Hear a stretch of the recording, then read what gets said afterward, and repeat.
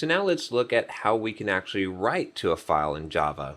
So we've been able to read from a file using our file reader and our buffered reader, and we're going to kind of do the same type of thing to write to a file.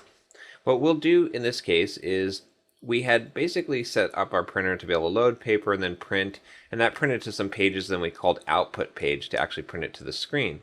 Instead of print to the screen, let's go ahead and print it to an actual file. So this output page method, we're going to change this now. I'll comment out this, and we're basically going to take this output and we're going to print this out to a file. So the way that we'll do this is we're going to need to create streams just like we did for the reader.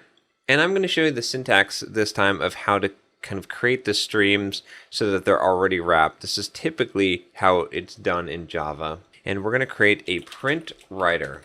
And a print writer is basically a buffered version of a writer, and it is going to use file writer, which file writer is just like the file reader in that it only will print one character at a time, but the print writer can print a whole line.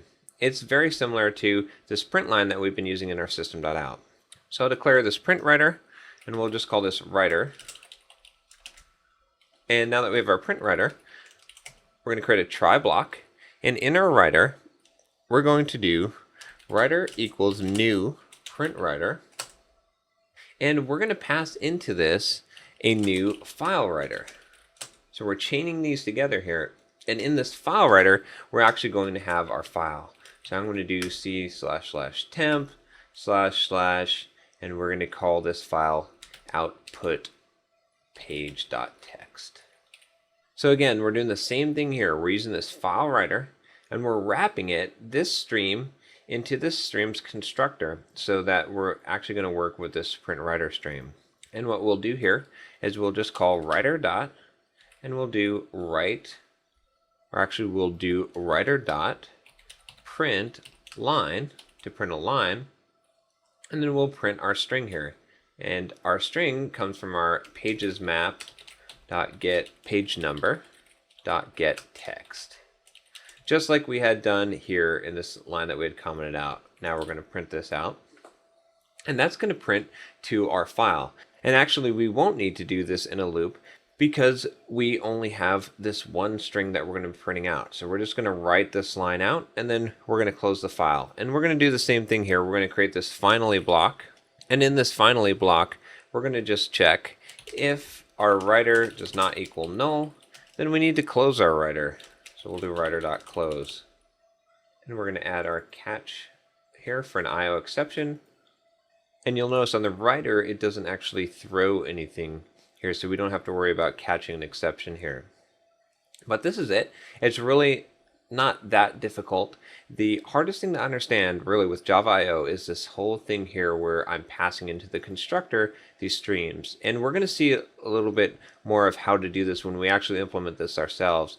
But the basic idea here is we're taking kind of the most simple type of stream, a stream that can write one character, and we're wrapping it inside of this print writer stream. This print writer stream is able to do more complicated things like print lines. It can print an entire line, and it can print a string.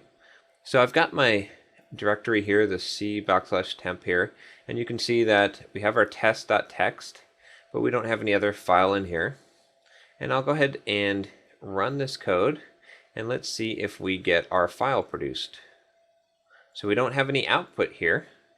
But if I go into my temp directory now, you can see I have this output page.txt, and you can see that it has line 1, line 2, blah, blah, and then this :2 for the second page number. And if I were to change this, so instead we're going to output page, let's say we'll do page 1, for example, and then run this. Now if we look in that directory, you can see in our output page, it's replaced it with page 1. So just to recap real quick, what did we do here? We changed our output page method. And what we did is we just made it so that instead of doing the systemout.println, we created a print writer. And this print writer, we wrapped a file writer inside that loaded up our file that we're going to write to. And then we just simply did a print line to print that text from that page out to it. So now we're actually able to read a file and write a file out in Java. And these same principles would apply to not just files, but a network. If you had a writer or a reader that read from a network, there's similar ones that are implemented in Java